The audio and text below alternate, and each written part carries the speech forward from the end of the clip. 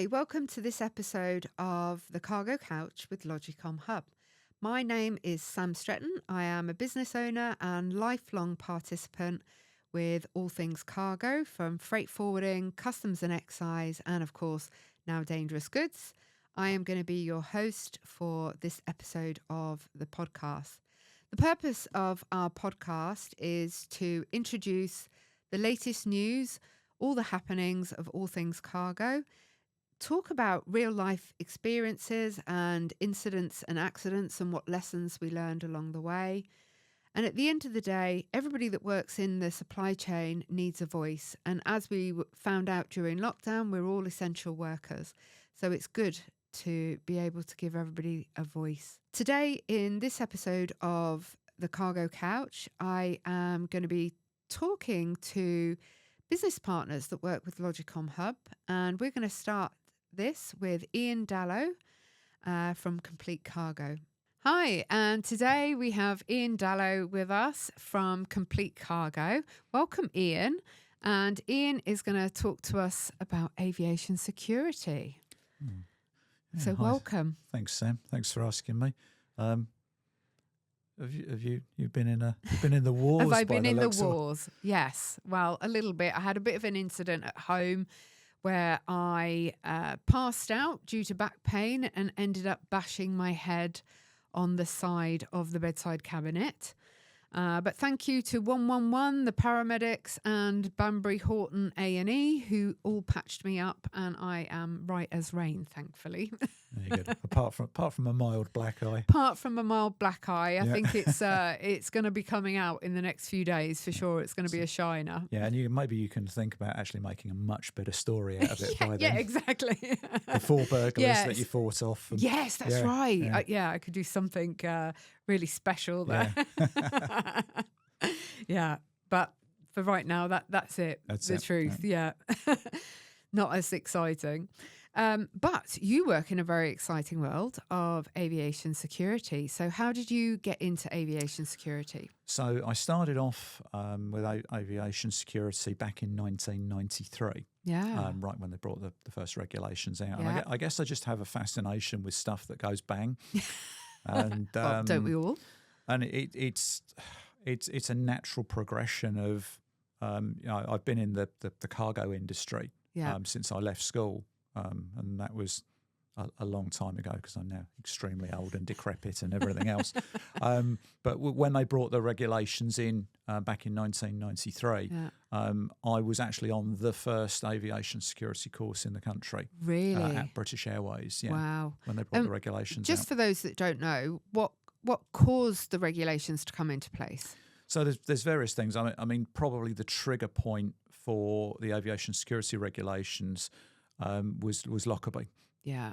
Because of course. Lockerbie was a concealed IED, Yeah. improvised explosive device, placed Yeah. in baggage. I mean, I'm sure some people have seen the there was a the documentary that they've Or done. drama. But ITV drama. But yeah, that was probably the catalyst to where they needed to regulate air cargo, because up to that point there was no screening for air cargo. You'd literally deliver in 6 hours prior to the flight time, and they would put it on the plane. And there was Wow. only 2 airlines at that time that had. It seems crazy Yeah, now, actually, yeah. when you look back, that you could just put anything on board a plane. And there was only 2 airlines that had any sort of cargo security. Wow. And that was El Al and South African Airways, and they Yeah. were the only 2 people because their aircraft had high target value. Yeah. Didn't El Al got hijacked or something? Was that one of the aircraft that got hijacked? There's or- been multiple hijacks for multiple carriers all over the years. I mean, the hijacking threat really started in the late 60s and early 70s. Yeah. With people trying to escape regimes, Cuba, some of the places in South America. Yeah. And then, of course, when they closed the hijacking rule after the terrorists had figured out that doing anything to an aircraft is what we term in the trade as a media spectacular. Yeah. So it makes front page news. Yeah. Once they stopped people trying to take The whole aircraft. Well, more sort of firearms and that sort of stuff on board the aircraft and hijacking it. Yeah. The terrorists then figured out, well, if we want to make front page news, let's start blowing planes up. Yeah. So we saw a gradual increase through the 70s and 80s and into the 90s of aircraft being blown out of the sky by and of various course that things. has catastrophic impact, right? It does, both, if you look at the definition of the word terrorist, that's exactly what it means. It's to make you feel nervous, it's made people more particularly since 9/11 as well.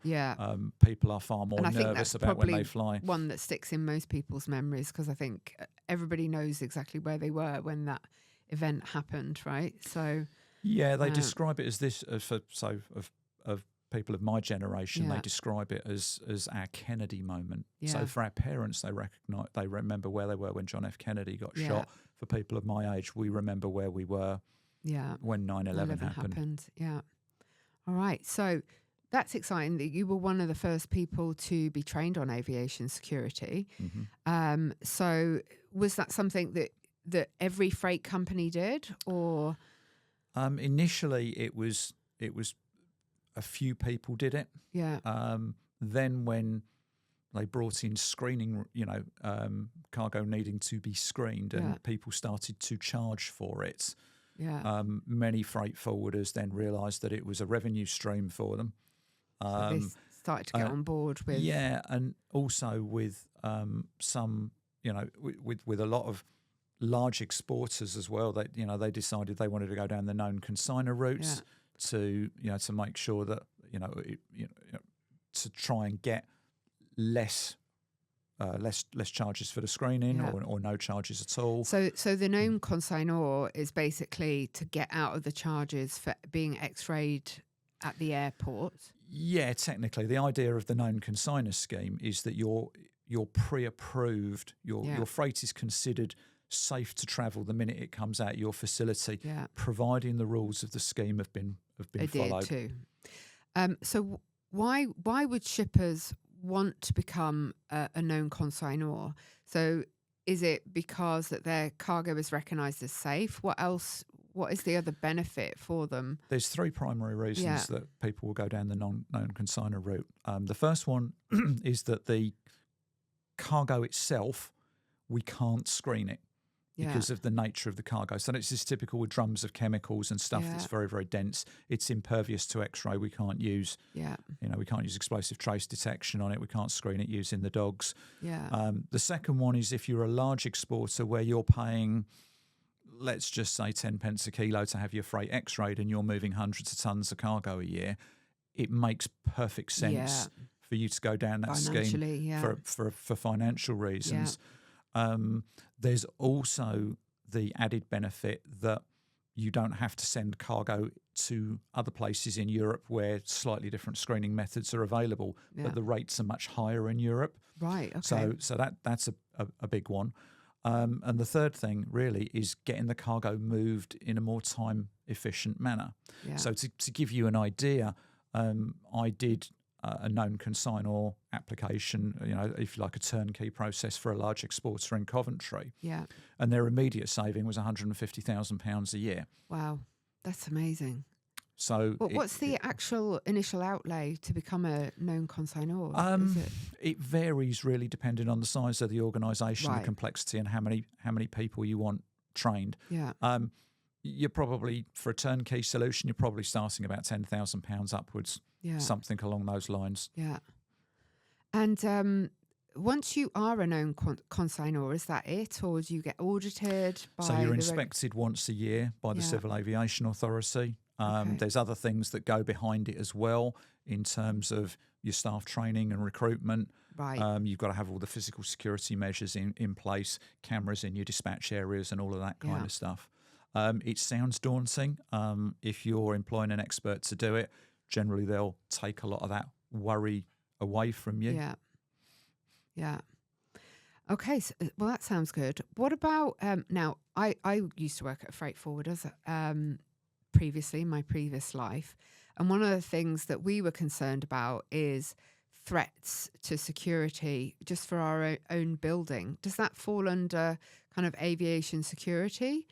If you're a known consignor or a known agent, I guess. So your physical security measures, so your locks on your doors, your ID pass systems, your cameras and everything else, that's all written in regulation anyway, dependent on, to what level you are. But for the majority of regulated air cargo agents, known consignors, handling sheds, it's a fairly level playing field. So you have to have physical security measures, you have to have passive security measures. There's obviously with active, certain active systems as well. But generally, as a rule, it's common sense. So the way I always explain it to people is, if you're sitting down watching the TV of an evening, are you going to leave your front door open, and are you going to let, while you're watching the TV, is somebody going to come in and sit on your sofa and help themselves to the food out of your fridge? And the answer is no. So why is work any different? I did recently one of your e-learning training courses, and one of the things that I brought back to me is about having your eyes open for unusual things that are happening. And I remember when I lived in New Zealand, one of the things that I was working late in the office, and for 2 days in a row, maybe even 3 days, I saw the same car parked outside the office, and I actually reported it to the police because it made me feel uncomfortable. I'm like, why are they sitting outside of my office 2 or 3 days in a row? What advice would you give to people that work in the industry about looking for things that are out of the ordinary?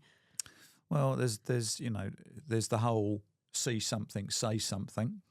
And if it walks like a duck and quacks like a duck, it probably is a duck. It's common sense. So a suspicious incident or suspicious circumstances are classified as anything that looks out of the ordinary.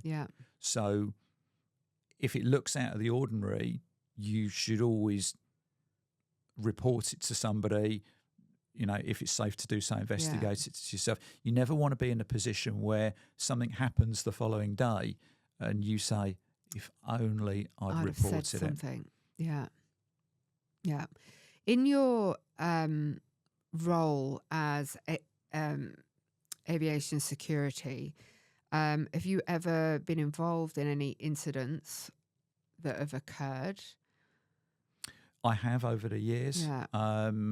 Not in terms of a bomb.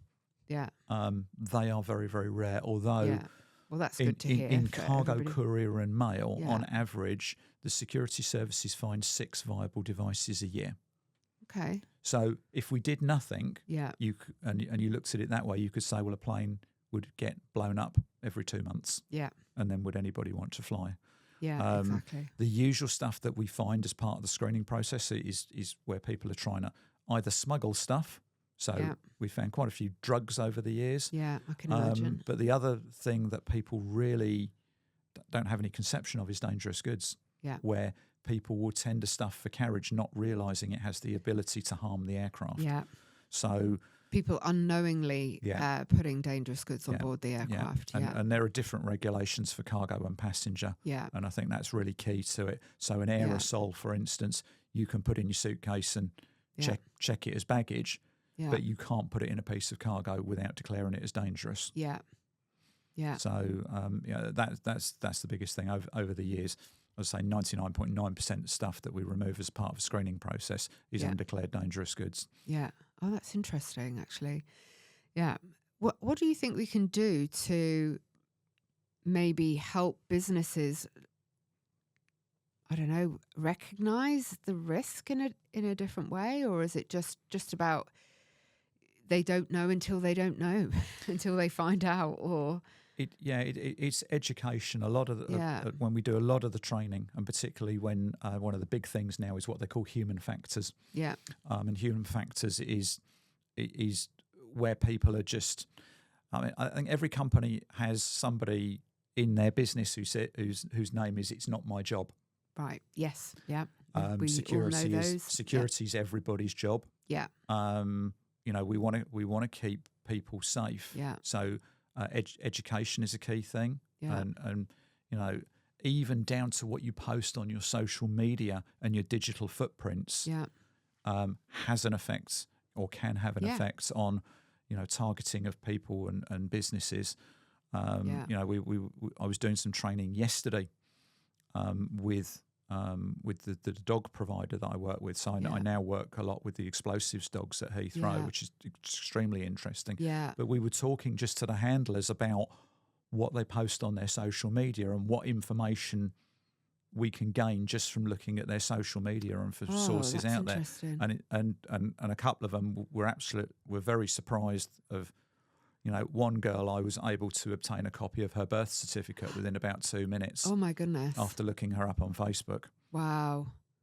It's quite terrifying, isn't it? The amount of freely available information that's out there these days. Yeah. So, you know, there's so many different pieces to the puzzle. Yeah. But a lot of it is just common sense. Yeah. A lot of it's common sense. And building awareness, like you said. It is. I mean, certainly I know with dangerous goods, you know, we have dangerous goods awareness, that we try to communicate. So anybody working in an environment where dangerous goods are being processed, even if it's not your job, at least you have an understanding to say, look, I'm not qualified to handle this. I need somebody else to handle it.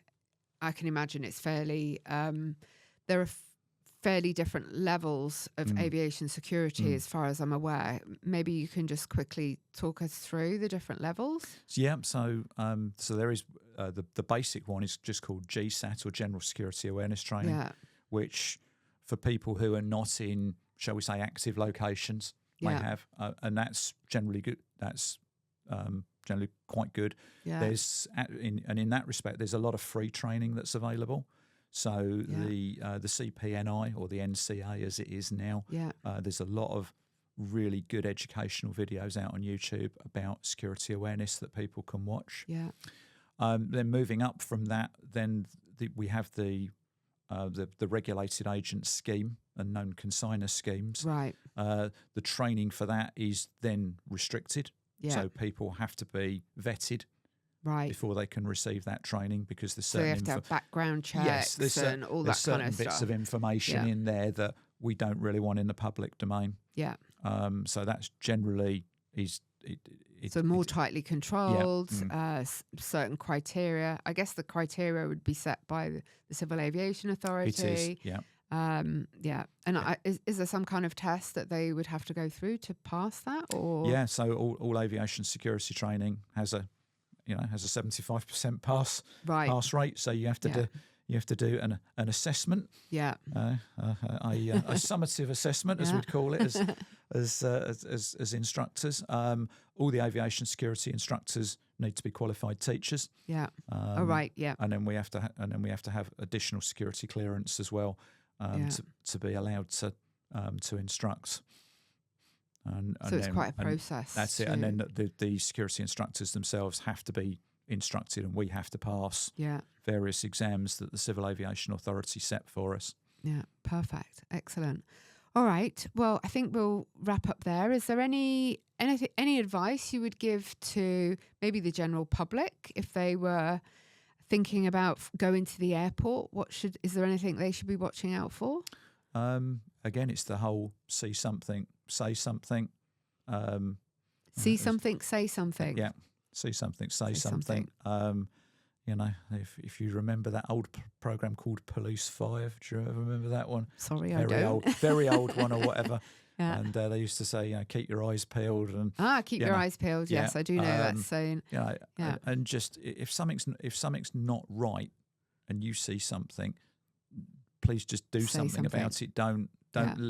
Find an official that's nearby, we all have a responsibility. We all want to keep people safe. Yeah. And it's really important. Yeah. And it is. We all want to go on holiday and be safe, don't we? Yes, that's it. Exactly. Yeah. So, Ian, my next guest is Warren Holmes. I know that you know Warren very well. What would be a question that you would want me to ask Warren? I know Warren very well, having worked with him for the last 5 years. So there's a couple of things you could ask him is does he sleep with the dangerous goods manual at night? I think I know the answer to that. And ask him what we tell people at the beginning, the middle, and the end of every dangerous goods course. Okay, so does he sleep with the dangerous goods manual? And what we tell people at the beginning, middle, and end of every dangerous goods course. It's a 4-letter saying. Okay. All right. I think I know what that is as well. Let's hope he keeps it clean. Let's hope so. All right. So it's time for this week's AI check-in. So this week I looked at Copilot and I typed in what is a radionuclide. So I was actually quite surprised by the response, and I'm pretty au fait with what it said, actually. It says a radionuclide is an atom with an unstable nuclei that naturally releases energy in the form of radiation as it becomes more stable. Now, I mean, that is true, but I was very surprised that it didn't talk about decay. And that's the key thing about radioactive elements, is that they're constantly in the process of decay. So I would have added that on Copilot. So maybe you should add that into your explanation. So there you go, folks. That's the end of our episode for this week. If you would like to talk about what's going on in your world of moving cargo, freight forwarding, customs and excise, or dangerous goods, please reach out to us to get a space as a guest on our podcast. And of course, like us, give us comments on your feedback. Feel free to ask us questions once you've watched an episode of The Cargo Couch. And we'll see if we can incorporate those questions in our next episode. That would be lovely to do, because then we can come back with real live responses. And that's it for today, guys. So be safe, stay compliant, and keep smiling.